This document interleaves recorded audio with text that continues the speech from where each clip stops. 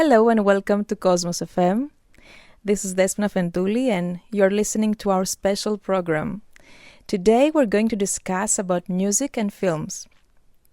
Our guest today is a Brazilian of Greek descent, a composer whose music career led him to New York. He has worked amongst others with directors such as Robert De Niro, Denzel Washington, and executive producer Steven Spielberg. He has been twice nominated for Primetime Emmy Awards and has scored music for films and TV shows, including the most recent one, Dark Waters, directed by Todd Haynes with Anne Hathaway, Mark Ruffalo, William Jackson Harper, Tim Robbins, and many other great actors, which is in theaters, by the way, since November 22nd. I'm delighted to welcome to the show Marcelo Zarvos. Hey, thank you. It's so nice to be here. I'm very, very happy to be talking with you and with my fellow Greeks all over the world. So Marcelo, thank you so much for your warm hospitality in your studio here in Manhattan. It's a pleasure to be here. You know, I watched the film Dark Waters last week and I was really amazed by the story of the film, the messages it conveys to the audience, and of course by your music, and which is something we're going to discuss in a while. And so when I saw your name in the music credits, I realized that it sounded Greek to me. So I really wanted to get you on the show to share your insights on music. And you kindly told me before that your grandfather came to the United States, to Brazil. Oh. Yeah, he emigrated to Brazil in the turn of the 18th to the 19th century. The turn of the 19th to the 20th century. So early 20th century, in the 1900s, he came from Rhodes to Brazil, where I was born.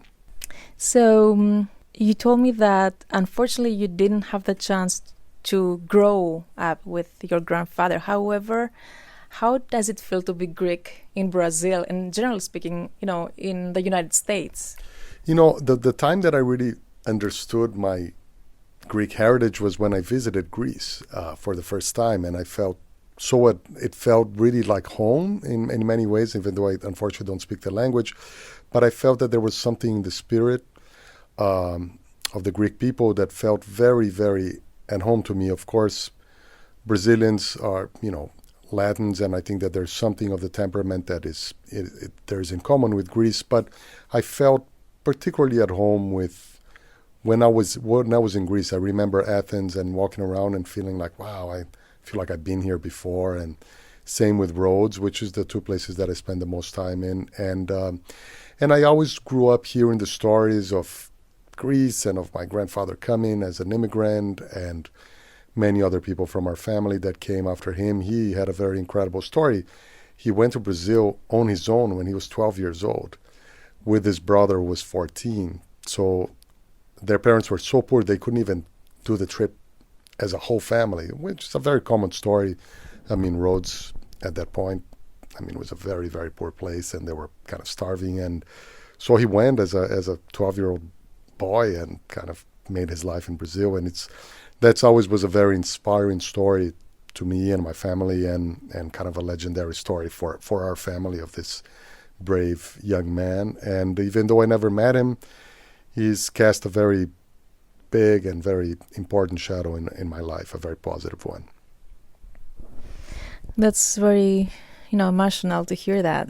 Yeah, it's just something that really, and of course I emigrated to the United States when I was 18 years old, and I always, my father actually, my grandfather, he died passed away in New York City when he was 49 years old, and I feel like I'm 50 now, so I guess I passed that time, so, but I've always been very inspired by that idea of going to a new land and, and searching for a new life and all of that. I'm very close with my family in Brazil, but I felt like as my dad used to say, I had the immigrant genes in me, and that was just the way that it is. And the Greek genes have also the tradition to travel around the world since the ancient times. For a very, very long time, yeah. So I think it's, traveling is in all of our collective bloods. So I would like to ask you, what are your music influences? How did you discover your passion in music? I fell in love with music through the music of films of my childhood, the scores that I would listen, and the Beatles. Those were the two things that I really loved as a kid that made me want to pursue music.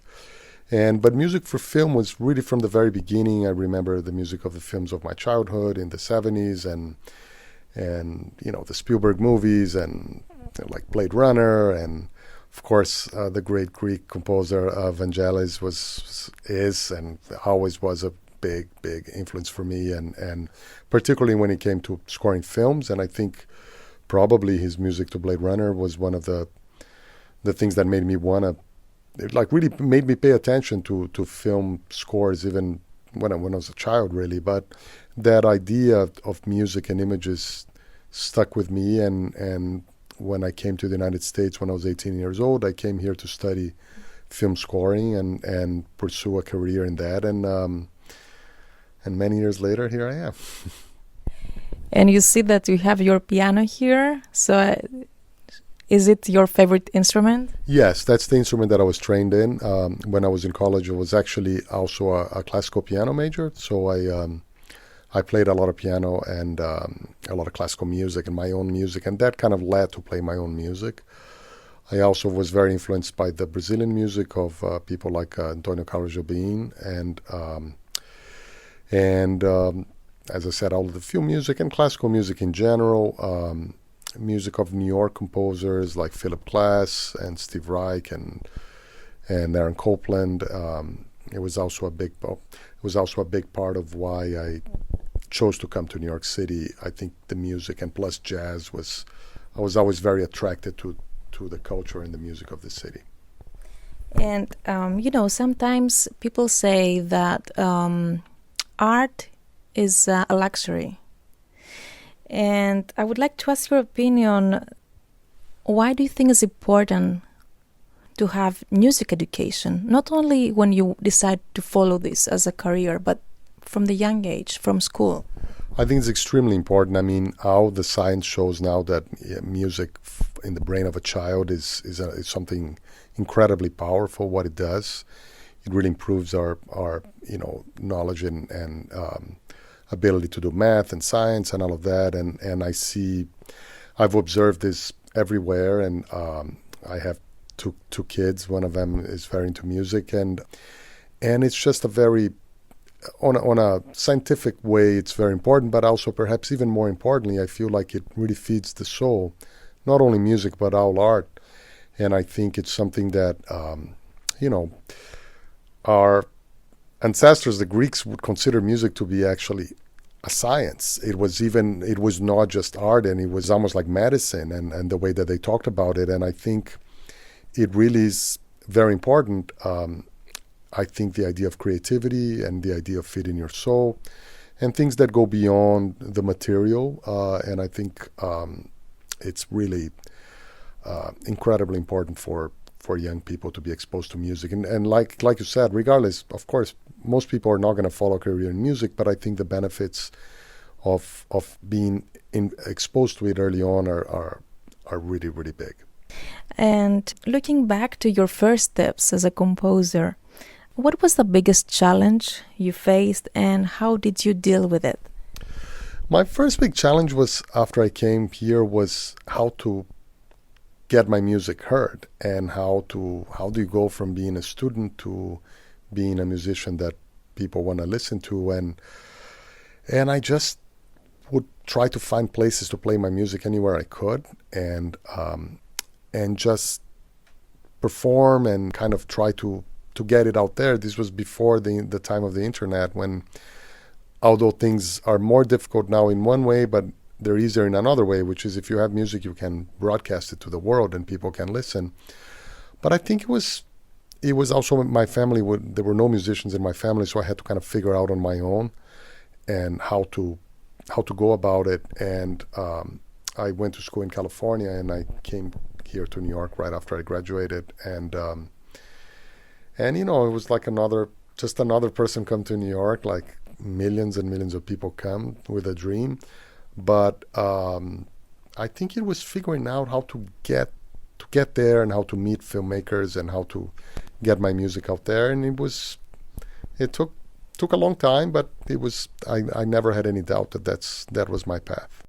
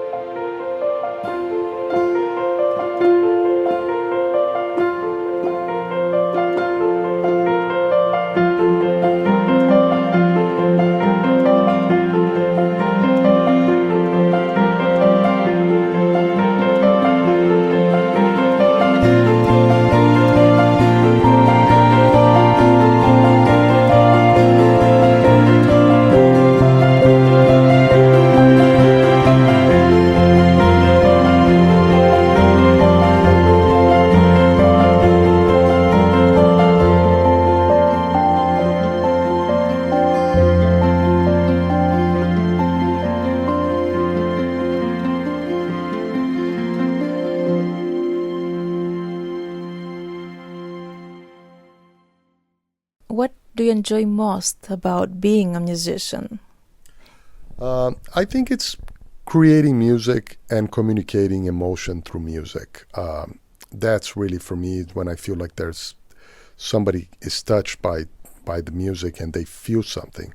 I feel like that's what it's all about, and I feel like that there's a very spiritual connection that happens beyond what you can see and in your immediate kind of vicinity. And that's the beauty of music, is that it travels and it flies around, and people can be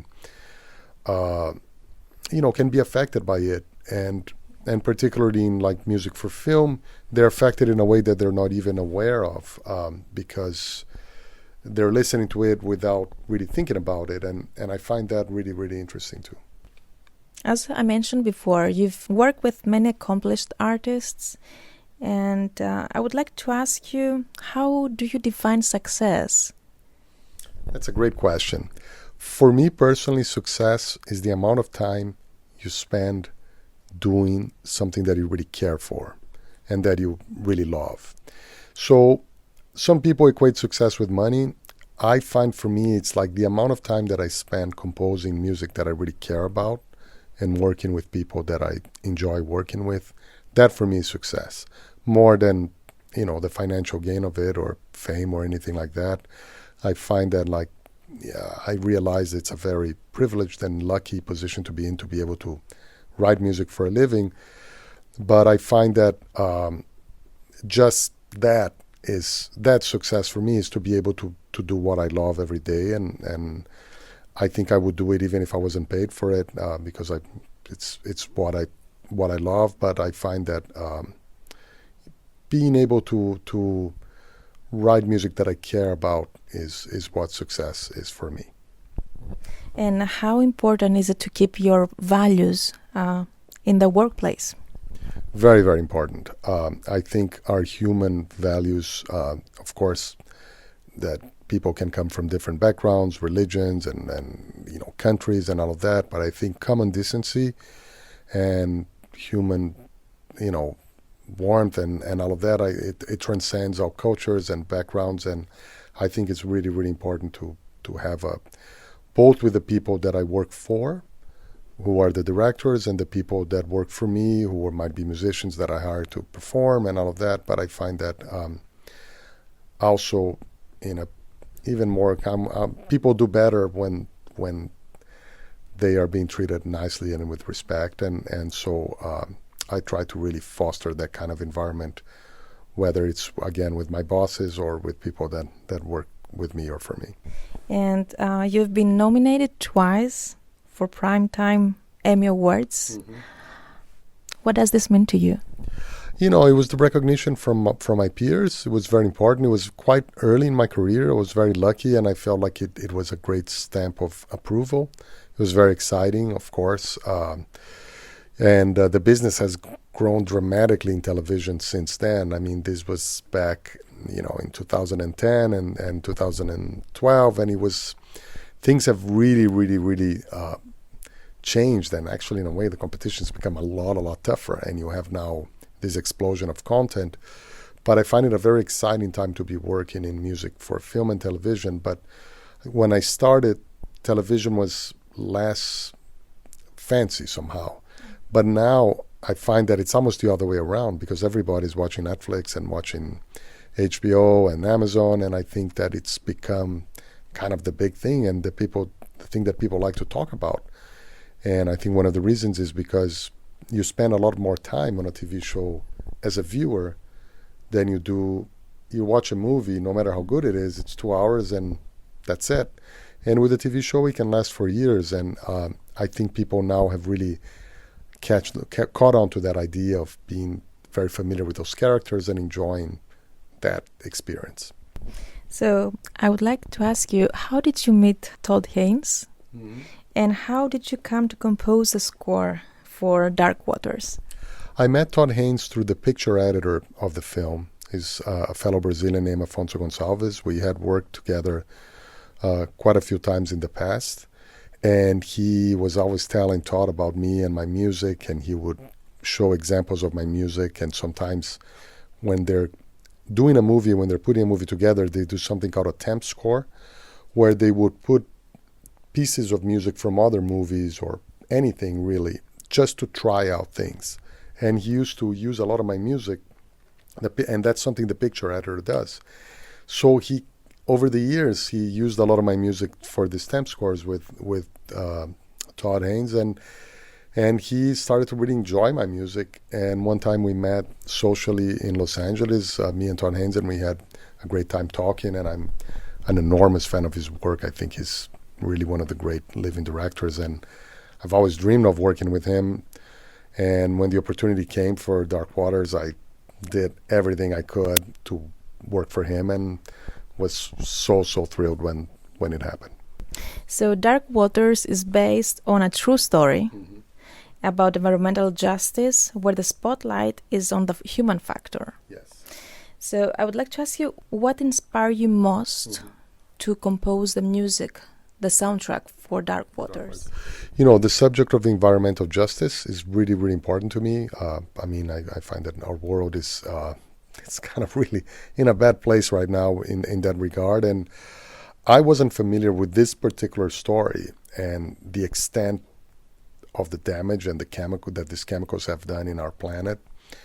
But environmental justice is something that I've been thinking about, and with our experience with climate warming and all of that stuff, and also being from Brazil, where large parts of the country they're setting fire to forests, and it's something very, very personal to me. And I have children, and I hope that they will inherit a world that is not unmanageable. And I just found like that rare occurrence where the subject of not only this was a film that I was very interested in from an artistic point of view because of the director and because of the artistry that was involved, but I felt like the message of this film was very close to my heart and something that I really believed in.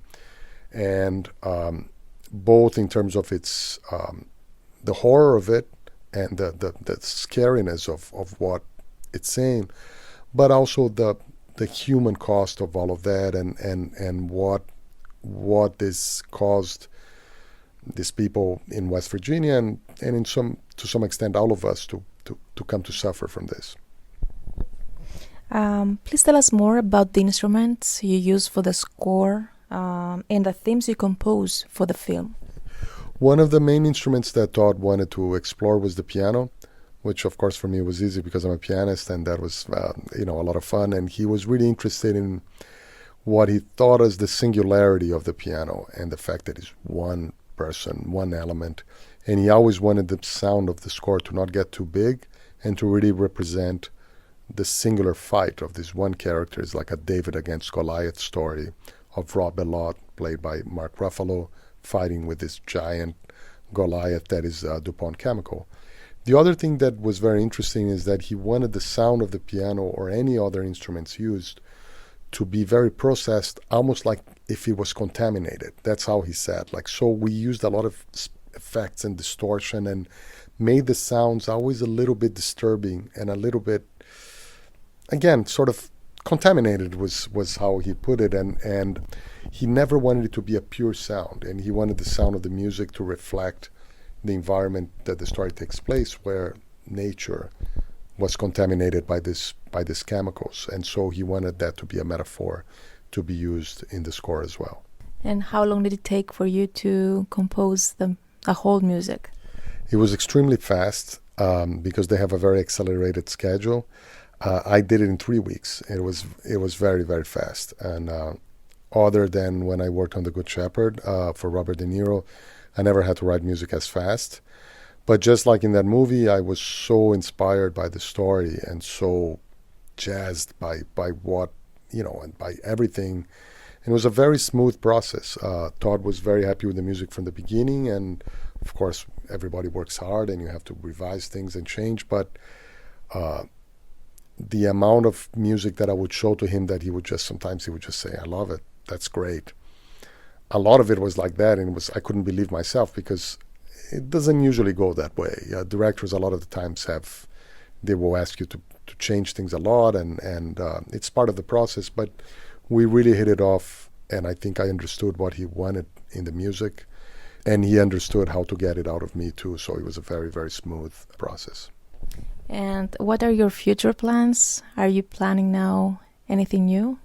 Yes, I've worked on a few TV shows, and one of them is called Ray Donovan that I've been doing for a long time. And I'm working on the 7th season of the show, it's a fantastic show. It's on Showtime that with Liev Schreiber, and it's been a lot of fun. And I just worked on something that is going to come out in April on a new platform called Quibi, which stands for Quick Bites, and it's going to be kind of a Netflix for very short format. And I've worked with the director Antoine Fuqua on a project called Free Ray Sean. It's a crime thriller, a police thriller that takes place in New Orleans, and it's a really wonderful story. What is your advice to young musicians who would like to follow your paths? I think it's just that, to follow your path and try to figure out what you really love and what's special about what you do, and not try to compare yourself too much to other people. I think, of course, we are as artists, just me as a musician, you as a journalist, or if somebody's a painter, you're going to look at your peers and your people that have been doing it and kind of be inspired by what they do. But I think, for me, if I had not had the courage to follow my own path creatively and believe in what I was doing and what was unique, I wouldn't have gotten to where I am. So I think having a lot of persistence, it's really, really important. And I think it's very tempting because we always hear stories of people that become very famous when they're 20 years old and they are just all of a sudden, a great musician or a great actor or a great journalist that is, gets a big story. But the truth is that for most people, it takes a long time. And I think having the persistence to just stick to it and stick to one plan and really, really just, put your head down and work very hard. Would you like to send a message to Cosmos FM listeners? Yes, to all my fellow Greeks on Cosmos FM, it's a pleasure to be speaking with you, and I'm very honored to be part of this program, and thank you very much for listening. Thank you so much. It's a pleasure discussing with you. Well, that's the end of our special program. You just heard the well-accomplished Brazilian of Greek descent composer Marcelo Zarvos, the composer of Dark Waters. And this is Despina Afentouli. Thank you so much for listening. Cosmos FM. Bye.